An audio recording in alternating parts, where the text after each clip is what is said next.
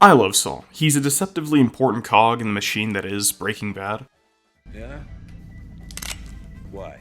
It's a really anxious show, and he grants it this much-needed levity without becoming overbearing, remaining grounded and plausible in that very serious world.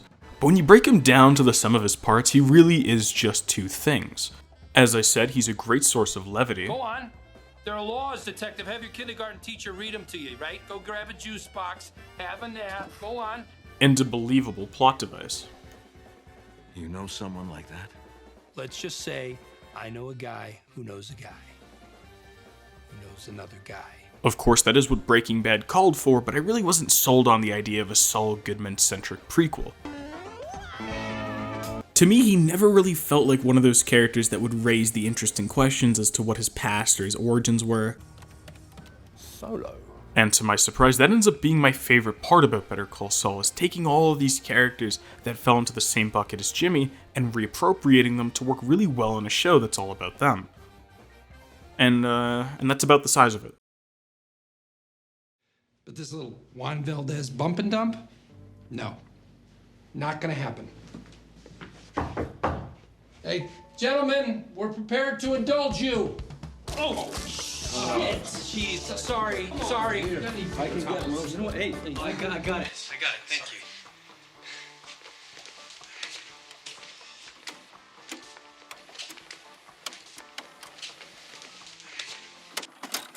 So unlike Walter White, a character who's defined by the big A to B change that he undergoes throughout his series, Jimmy's a character who attempts to make a really big change in his life, but is ultimately balked. And the cause isn't as simple as just greed. There's a multitude of reasons that he's just unable to stay on the straight and narrow. He's somebody who gets his self-image damaged by the perceptions of those around him before he eventually capitulates and accepts these perceptions as fact. You're the kind of lawyer guilty people hire. In some cases, it's his existential situation that looks to be untenable, or at least so undesirable that there doesn't seem to be an easy way out without bending a few rules. It's TV. How could there not be a profit? You didn't drain your bank account, did you? And the way that his family plays such a major role in this is, it's nothing short of beautiful, but naturally, that gets its own section in this video. These things I just mentioned, they serve to really humanize this character who is not known for having such vulnerability or complexity in Breaking Bad. But if we just ignore all that for a second, and we really simplify his arc in Better Call Saul, it does in a way mirror the one he goes through in Breaking Bad. He's a man who seeks to enjoy the perks of civilian status while trying to reap the rewards of criminality, and ends up facing the repercussions of becoming too embroiled in the latter. And of course, the way I frame it here, it makes it sound bad. Could you imagine a prequel in which the character undergoes a similar experience to their origin series, which makes it seem like they not only didn't grow as a character, but also manages to cheapen their entire story as a whole? Nonsense. But in this case, the reason it works so well is because, like I was saying at the start, they build Jimmy around recidivism. This idea that he can make an effort to change, but it can fall through, it can be temporary, or it can manifest into something even worse entirely. Some of the best characters ever put to screen are written this way. He discovered America is what he did. He was a brave Italian explorer, and in this house, Christopher Columbus is a hero. So The Sopranos, similar to BCS, is another show burdened with the Herculean task of humanizing characters that are simply built differently. At the time, mob film and television was not too focused on giving their characters the same complexity and humanity that was granted to one Tony Soprano. Look, they're trying to fly. Tony's a pretty interesting character. Just like a real human being, when you examine him from a macrocosm, his actions can seem somewhat contradictory. Both Jimmy and Tony are incredibly dynamic characters, and despite their main character status, this very human complexity allows them to retain secrets even from the viewer. And your cousin doesn't know this. Oh, I lied. What am I going to tell him? What am I going to tell all of them? And how a major component to their series arc is the question of whether or not they can truly change grants both of them a certain mystique that feels natural and real. So to kind of circle us back to what we were talking about, this isn't all there is to Jimmy McGill, but it's a huge reason why I found him so compelling to watch. And a lot of the things I just mentioned, they stem from the fact that his path to character growth is jagged, it's imperfect, and a lot of the times it's very...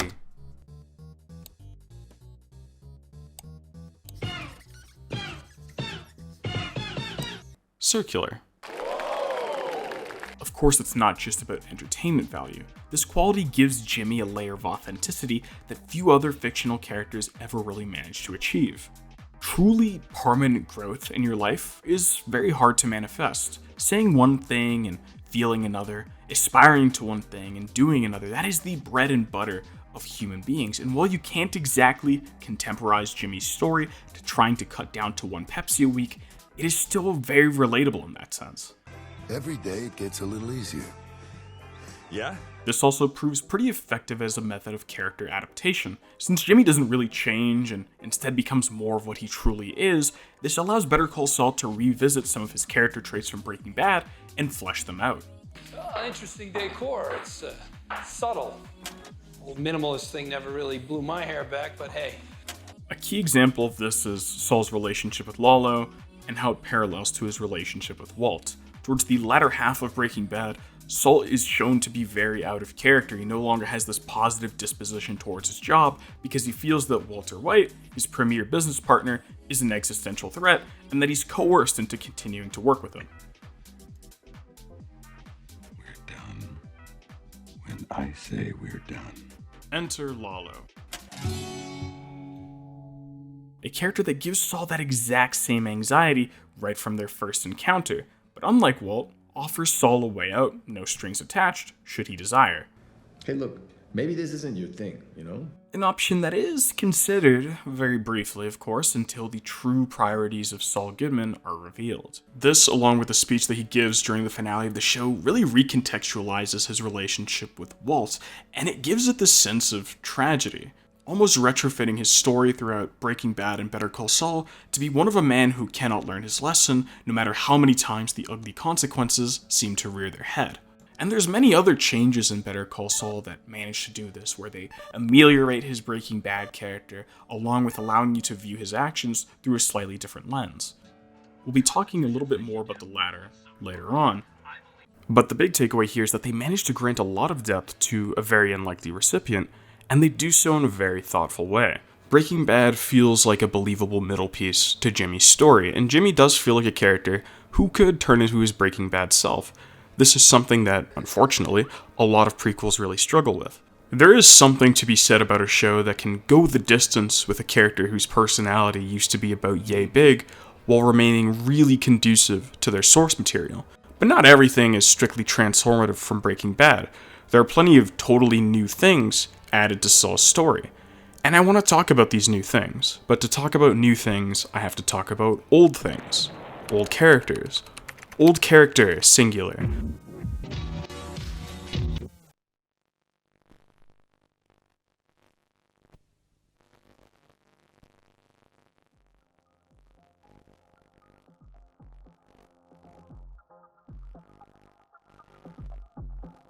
That baby tiara she gave me at the shower. Possibly do it. Should further benefit my spoils. Shut up! It's kind of crazy to think about, but Breaking Bad does have one of those characters where whenever they're talked about online, there's like a 1 in 3 chance that it has to do with the hate surrounding them. We need El Fuerte back. We? Who's we? Whether it's people asking why the character's hated, people ranting about the character, or that third category where people are like, am I supposed to really hate Skyler? Was that the intention all along? But it was in fact not the intention. A rare nicety we get with Vince Gilligan that not a lot of other directors are willing to provide is that he talks a lot. And he was always pretty vocal about how he didn't like the fact that people really just didn't care for Skyler. He's called them misogynists, etc. And he breaks it down pretty concisely. You know, Skyler's the voice of reason. What is your problem? How can you not like her? Unfortunately, there's just more to it than that. Any story that presents itself from the main character's point of view for an overwhelming majority of the time is just going to make you more sympathetic to the main character. Breaking Bad especially doesn't really give you that much time to sympathize with its antagonists, so you'll find even characters like Mike, where the show makes a deliberate attempt at making them more sympathetic than the other antagonists, people sometimes really don't care for Mike. And this is something that even Martin Theme Park Scorsese struggled with. A lot of people have perceived Goodfellas as a movie that romanticizes mob life, even though you can very easily argue it isn't at all. In fact, it's the opposite. There's also many variants of this happening with different Martin Scorsese films, but the point I'm really trying to drive home here is that unlike what Vince Gilligan thought at the time, sometimes author intent just isn't enough. Skyler, although infinitely more sympathetic than Breaking Bad's rogues gallery, is still, very often, by definition, in an antagonistic role. Your response to this, assumedly, is, Gus turned a guy into a Kool-Aid packet, Skyler accused Walt of lying, which he actually does do quite a lot. There was no fugue state. Why is the hatred around Skyler so much more fervent than the not at all any hatred around Gus? Well, ironically enough, because of the negative things that Skyler does to Walt being much more mundane than existential, you're gonna find people are gonna hate her much more. So these scenes where Gus is characterized to be this very oppressive obstacle in Walt's path, these are not the same scenes where people are putting themselves in Walt's shoes and trying to parse how they would feel if they were in Walt's position. Because it's alien enough from the human experience that most people really aren't going to relate to it like that. Instead, the value behind their interactions lies in the spectacle of this interesting battle of the minds, which is a stark difference to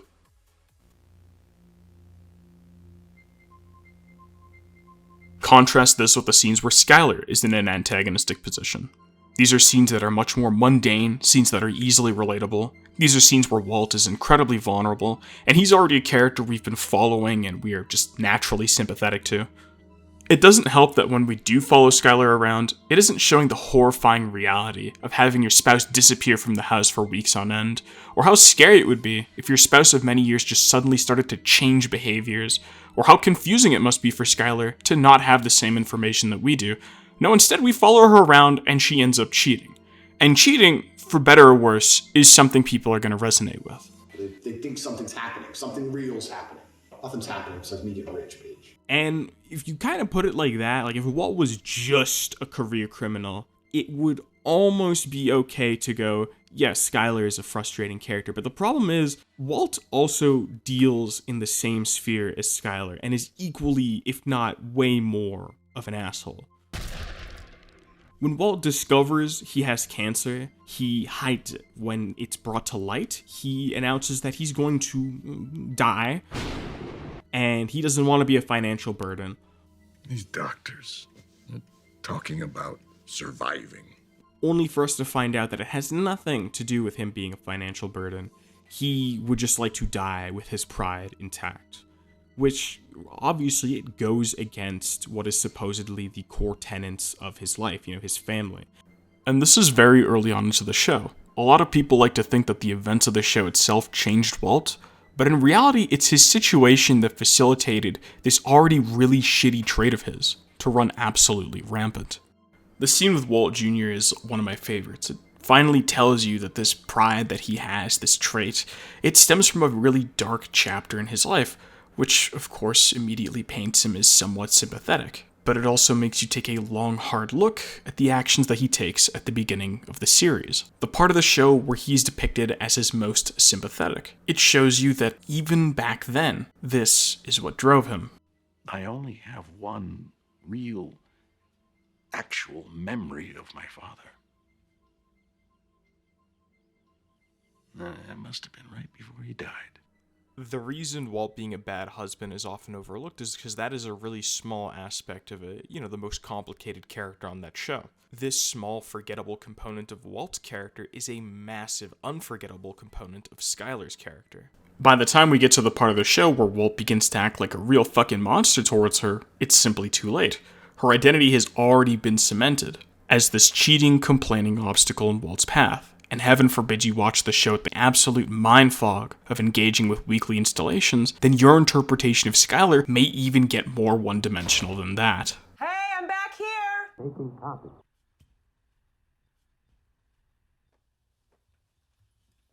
Gimme! And now, back to Saul.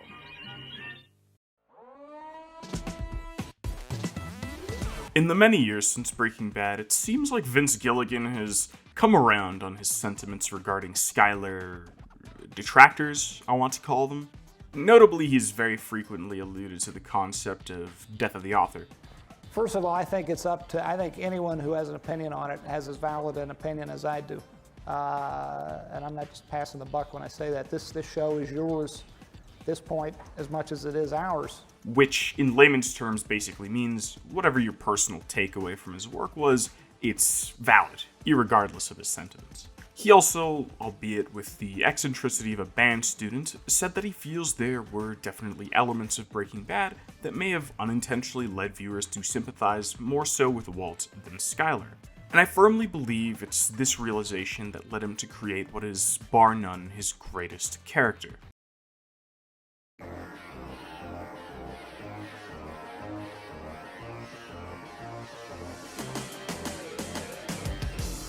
don't want to hurt your feelings. But the truth is, you've never mattered all that much.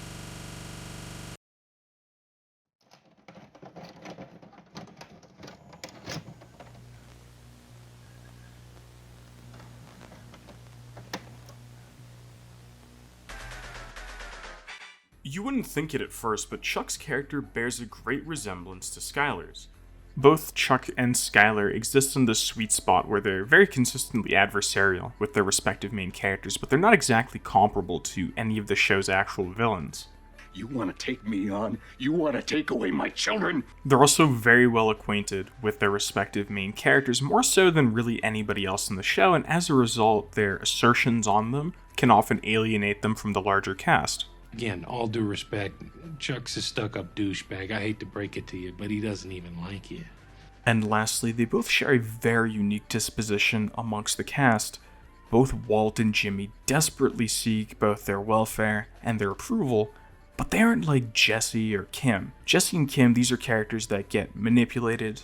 These are characters that eventually come around and they acquiesce. You made me the sucker. Again. Again?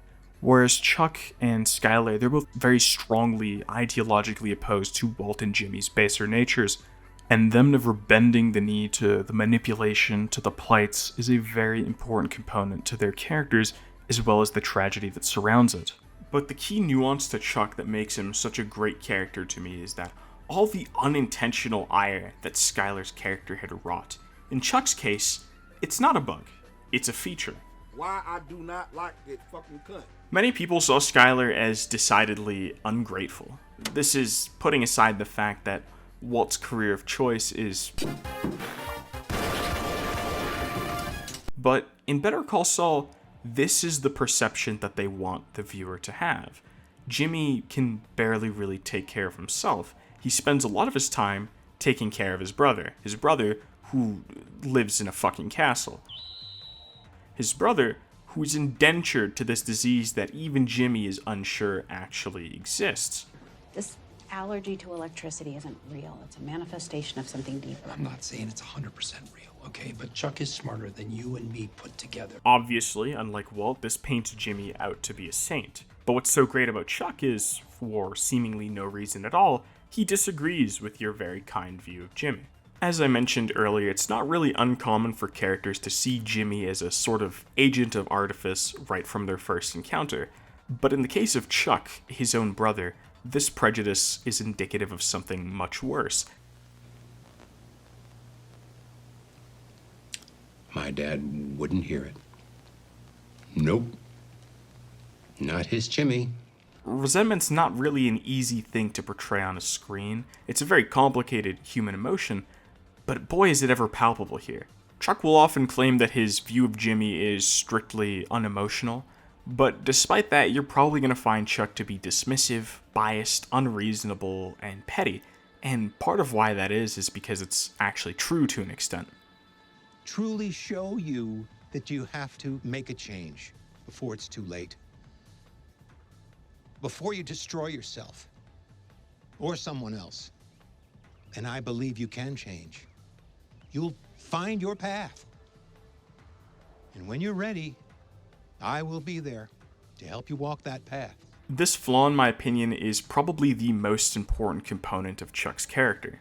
You see, Chuck, more often than not, is actually right on the money when it comes to his assertions about Jimmy. But because this flaw acts as a sort of aspersion, this might prevent you at taking what Chuck says at face value. No matter what sympathy you were supposed to feel, I thought, what a prick. What this allows for is much, much later on in the series for both you and Jimmy to have a powerful and sad realization about Chuck, and of course about Jimmy. But for the moment, because you're so far removed from the experiences that led Chuck to having such a nuanced opinion on Jimmy, you obviously can't understand him. And this resonated with me quite a lot. I definitely knew a lot of people whose formative experiences with me had basically forever marred how they saw me. I'm sure even I'm guilty of this to some extent. And this between siblings, people who know each other for their entire lives, it doesn't sound too far-fetched. And this emotional distance you have to their story really adds to this feeling of deep familial resentment that they have towards each other. There are, of course, little bits and pieces of their history strewn about the show, some even visualized, some others spoken, which is also another great tidbit, the fact that the validity of certain accounts can't exactly be verified and really change depending on who's telling the story. But I discovered $14,000 was just gone. Vanished over the years. Turns out Jimmy had pilfered it in dribs and drabs. Everybody liked him because he was a soft touch. You know? Every deadbeat in the neighborhood owed him money. You come in here with a sob story, you leave with a pat on the back and a gallon of milk. What's great about the little they show is that it's just enough to get you invested, to give you a little insight. One time it even turned me into a water fountain. Building me a home.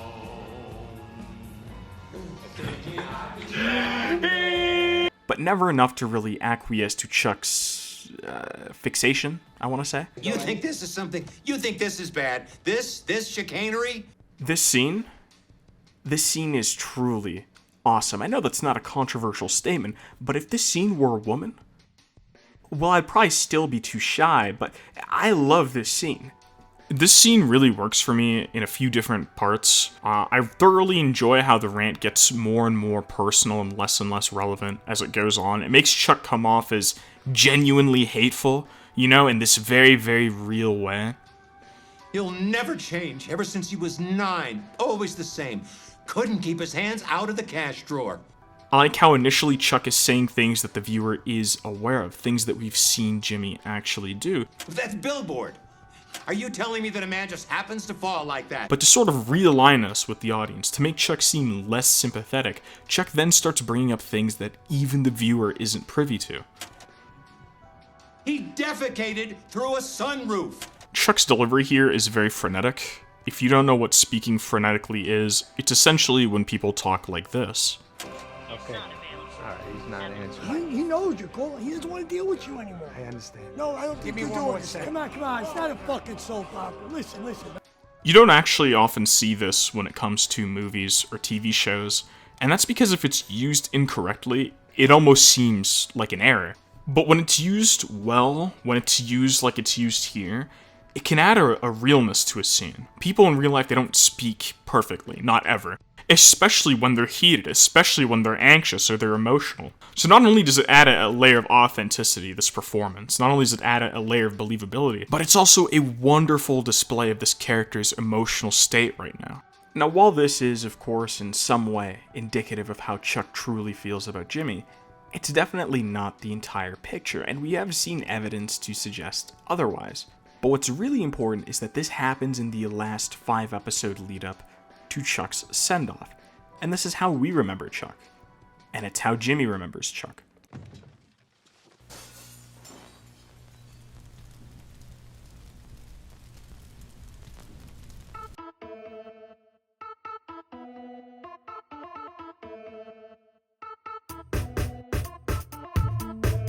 Killing Chuck off when they did is nothing short of extremely bold.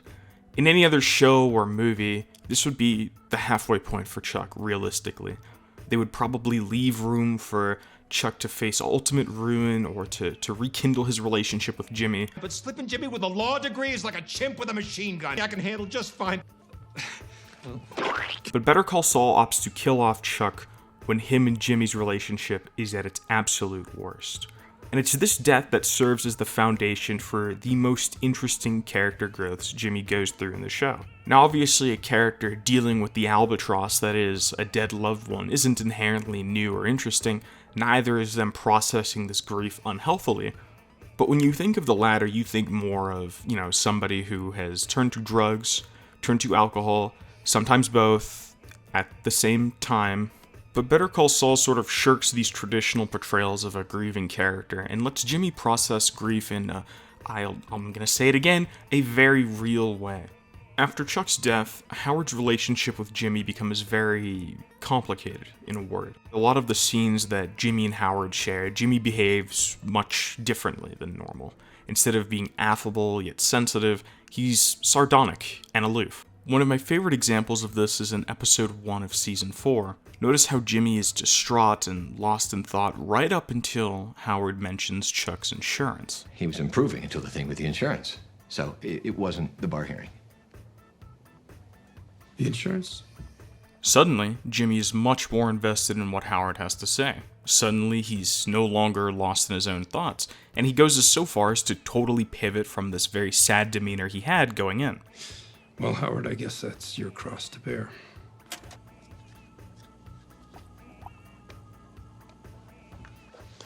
Look at her go. And it's this spontaneity that tells me this is the first time Jimmy has considered this, that his tampering is what actually led to Chuck's death. But in response, he nonchalantly imparts the blame entirely onto Howard very unsympathetically, and acts totally unbothered by the situation. And at first he sells you, Kim, and Howard on the idea that, yeah, the final days of Chuck McGill really severed their ties. Jimmy could not care less. But it's the subsequent encounters that show you otherwise. This is another scene where Chuck is brought up to Jimmy. Jimmy, once again, he adopts a very aloof posture, and Kim takes it at face value. She's really confused, but she genuinely believes Jimmy is feeling this way. What did they say when you talked about Chuck? What does Chuck have to do with this? What? Well, so you didn't even... Why would I? Okay. This is a much different story when it comes to Howard. I always liked you, Jimmy. Remember? I used to call you Charlie Hustle. In this scene, we see Howard has evidently, he's been having a rough go of it. And upon seeing this, Jimmy goes out of his way to suggest the idea that he couldn't imagine why Howard's sad. What's there to be sad about? I'm sorry, I gotta ask. What's eating you? Jimmy.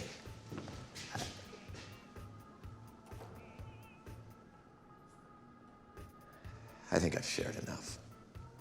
More than enough. But Howard sees this for what it is instantly, a facade, and he ends the conversation. And this speaks to Howard's scrupulousness, which is important in the scene I'm about to discuss. So at this point in the story, Howard has finally worked through the grief caused by Chuck's death. And this is a change in Howard that also coincides with Jimmy suddenly beginning to harass him repeatedly. It seems I've upset you, so offers off the table. You upset me? How'd you upset me? You tell me. Their interaction here initially mirrors the two previous interactions I had just spoken of, where Jimmy is once again very, very coy and very aloof. The job. Yeah. No, I'm still giving it some thought. But notably, there's a hint of venomousness here, especially when Jimmy calls Howard deranged, seemingly unprompted. Prostitutes and bowling balls? You sound unhinged. But like I spoke of earlier, Howard sees through this almost immediately, and he doesn't mince words this time. He tells Jimmy like it is. Jimmy, I'm sorry you're in pain. You're sorry. You're sorry. You kill my brother, and you say you're sorry? Suddenly, Jimmy is uncharacteristically belligerent. He adopts a stance that's totally inverse to how he's been trying to carry himself. He does care that his brother died, and he does care that Howard killed him. Ignoring that the lion's share of what Jimmy has to say here is disingenuous blustering, It is a very smart way of showing us that Jimmy, too, is hurt. If you accept my interpretation of these scenes, you'll probably come to a similar conclusion on Howard and Jimmy to the one I have, and that's that Jimmy's hatred of Howard was born out of jealousy. Jealousy of the position Howard held with Chuck, a position that Jimmy highly coveted and sought after. Jealousy of the fact that Howard was able to very naturally and healthily get over this awful grief that Jimmy silently suffers at the hands of. This isn't Jimmy sitting alone in a dark room sadly. This isn't Jimmy looking at a childhood photo of him and Chuck mournfully. This inner turmoil is shown to us in such a discreet and unorthodox way that to this day there's a lot of people who really just take what Jimmy had to say at face value. And there's a lot of people who have theories that fly entirely in the face of mine, but they do have a lot of validity to them. People interpreting these scenes in so many different ways speaks to how complex Chuck and Jimmy's relationship was and how well Chuck's death was handled. And while having Saul Goodman of all characters go through a grief-fueled emotional outburst is amazing in its own right, what does Chuck do for the series as a whole?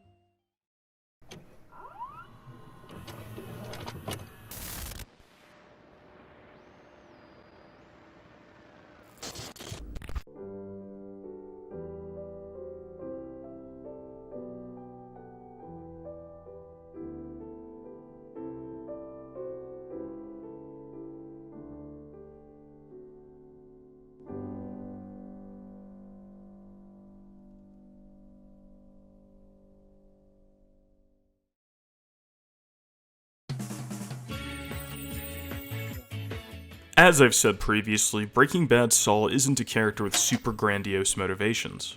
Part of the way they amend this shallow spot, if you will, is by tying Chuck into the method he chooses to extract some extra green, being a lawyer. You passed the bar? Yeah. Jimmy has said before that he doesn't much care for being a lawyer. I'm not saying it didn't have its moments, but the stuff I liked about it, selling people, convincing people, I don't have to be a lawyer to do that. So why go through law school? An endeavor I'm told by some turned them into a human dreg. Well, if we consider the period in his life where he decided to pursue this path and his intent once he did become a lawyer, it's likely he was trying to emulate Chuck. Somebody who he saw as an ideal representation of this new life he was trying to aspire to. While that makes sense, why remain a lawyer after the late great Chuck McGill cuts a promo on him? In this scene, we have this big-ass painting of Chuck overlooking a committee of lawyers who are about to tell this human dreg aspirant to kick rocks because she shoplifted. Now, the painting and its considerable size are, of course, representative of Howard's guilt and his respect for Chuck. That goes without saying. But more importantly, it shows us the world through Jimmy's eyes without really compromising the viewing experience. Chuck both figuratively and literally casts a shadow over every lawyer in that room, and they behave more or less how Jimmy saw Chuck. Esposito, that's the shoplifter. Somebody who really never forgave him for his youth as a career ne'er-do-well, we'll say. This is further solidified when Jimmy goes outside to talk to the young, aspiring lawyer, and he begins to talk about lawyers as an institution and Chuck almost interchangeably. You made a mistake, and they are never forgetting it. As far as they're concerned, your mistake is just, it's who you are. You don't matter all that much to them. Never matter. So what? Much to me. Despite the fact that Jimmy is once again throwing up another farce, he's actually speaking rather candidly here. Not just about his feelings towards Chuck, but his goals for the foreseeable future. Essentially, Jimmy wants to subvert two of Chuck's greatest preoccupations when it came to their relationship, and that was keeping Jimmy on the straight and narrow, and keeping Jimmy in the mailroom, for lack of a better term. The latter is further emphasized when he makes a callback to the party that was to celebrate his passing of the bar. Remember, the winner takes it all. A flashback that shows us a seemingly more positive side to their relationship, a relationship we have only really observed on its way out. However, upon a second glance, it's still emblematic of the less sympathetic side of Chuck. Chuck can only stand being at a party, celebrating Jimmy elevating himself in life, once Jimmy props him up and lets him steal all the attention. This is a celebration that only happened because Jimmy tried oh so hard to adhere to his brother's wishes, and yet here Chuck is, totally disinterested. To bring it up here is wonderful, because it not only explains why Jimmy continues to be a lawyer and why he's oh so career focused in Breaking Bad, but it leaves a black cloud hanging over that era of his life. Breaking Bad Saul is unique amongst the cast because he alone has an entirely positive disposition towards his criminal affairs. Jesse Struggles with morality. Walt struggles with self-preservation, and Lydia struggles. Period. Saul, however, is a relatively pretty happy camper, but by recontextualizing his goals to be entirely manifested out of a very intense emotional period in his life, this changes. It also establishes a pattern for the Saul Goodman persona. By correlating it with the traumatic moments in his life, it further amends his chipper demeanor in Breaking Bad. And because of this newly established correlation, you can assume because of how much he's actually retreated into the personality by that point, Breaking Bad may be the saddest, emptiest chapter of Saul's life. No, wait, actually... For the record, bad idea. Yes, but it is better than prison. Burgess. What? But you called it. I've searched only to find,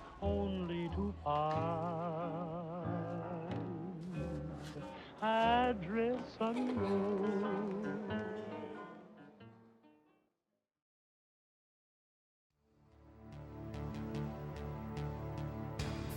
Whatever happened to Saul Goodman is not a question that I, or even Breaking Bad itself, was too keen on exploring. You're still part of this, whether you like it or not. I'm sorry, I don't think so. So much so that his final moments on screen are less about him and more about Walt. And that's because at the time, for all intents and purposes, the end of the Saul Goodman character had already happened. Oh, no.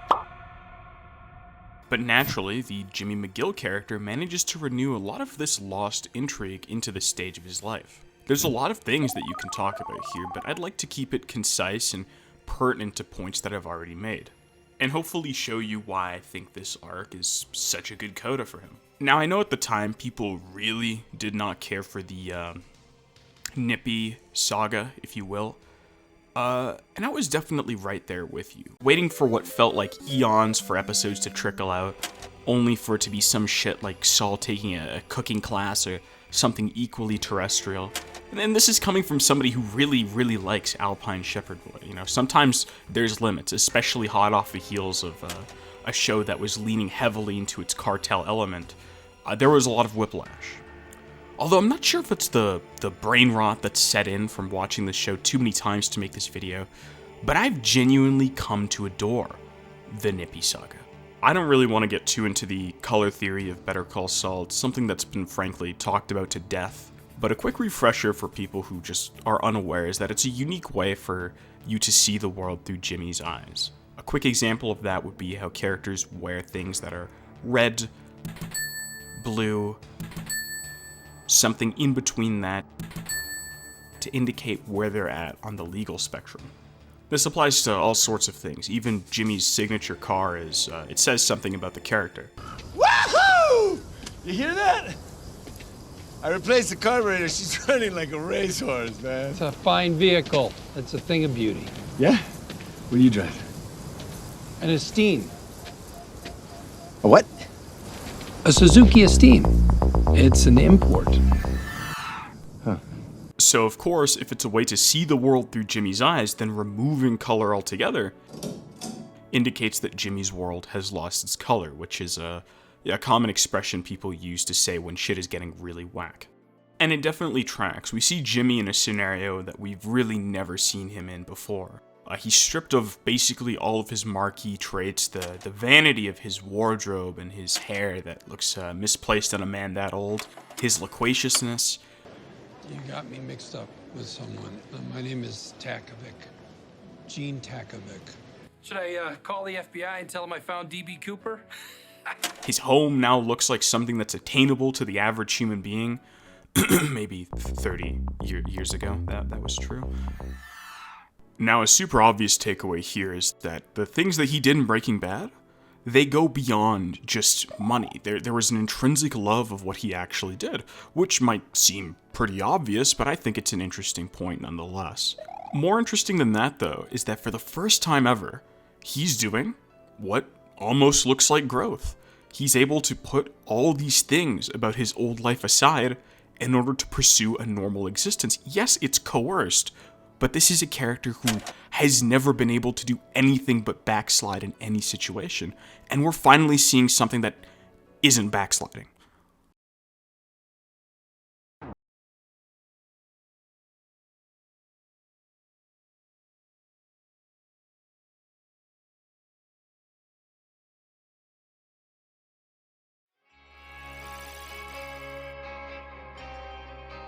Jeff is interesting. You know, for the first time in a while, I genuinely felt really bad for Saul. Because he doesn't really have all that much going for him here, and then he stands to lose even that to this guy. Saul's incredible paranoia, along with the brilliantly uncomfortable first encounter with Jeff, sets the stage for Saul to do something really depraved to get out of this, or just face total ruin. But surprisingly, these exceptions are quickly subverted when things seem to resolve themselves rather amicably. We're all friends here. I am not your friend. And Jimmy finally walks away from the con game. You know, for all of 8 seconds.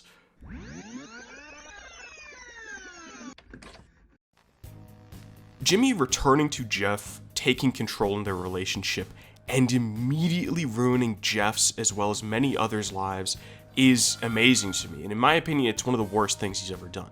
Once again, it challenges that relationship he had with Walt or even Lalo, because this time without any connections and without the same great monetary incentive as before, he still manages to wreak havoc in an incredibly short amount of time. And that's what's so cool about Jeff and his mother, is that to me, it really isn't about their characters. Their characters are largely unimportant. What is important about them is that Jimmy builds what seems to be a genuine rapport with them. You know, he actually really likes them. And even though it's not his objective, he ends up very quickly destroying their precious little lives because he couldn't exhibit any form of self-control on his inherent want to engage in conning. Even cooler still is that if this interpretation works for you, you'll have the exact same realization about Jimmy that he has about himself. And that realization is that Chuck was right, that he cannot help himself even if he means well. For a lot of people, your feelings about Chuck are once again brought in line with Jimmy's. From feeling bad for him, to absolutely hating him, to finally begrudgingly looking at him in a completely new light. The way Jimmy allows himself to be imprisoned was seen as corny to a lot of folk, but I think it works super well because it is definitive positive growth for Jimmy, while still adhering to the tenets of his character, being that he is what he is and he cannot change. His growth is that he acknowledges someone like him cannot exist in normal society, and by showing that he could have evaded justice but chose not to, is him taking responsibility in a way we've never seen before. And even though it is bittersweet, the fact that he's able to finally seek some closure on him and his brother's relationship, just this wound that seemed like he was going to take to the grave, is really sweet to me.